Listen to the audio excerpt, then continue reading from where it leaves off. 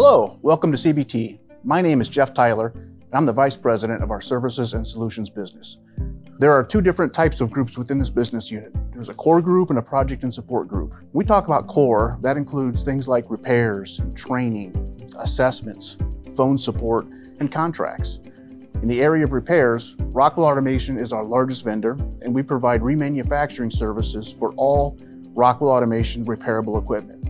We also provide repair services for motors, gearboxes, process pumps, and hydraulics. In the area of training, we provide hardware and software training for Rockwell Automation products. We also offer training for other vendors, as well as some of our safety service providers like arc flash training and lockout tagout training. We offer multiple types of assessments. The purpose of all assessments is to gather information about the current state of an area so we can determine what needs to be done to help a customer improve.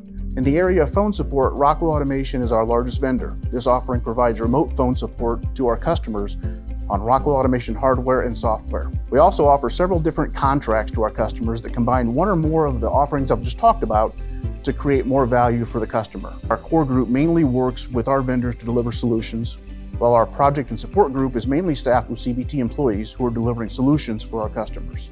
CBT's project and support group has a team of application specialists who are experienced in industrial automation hardware and applications.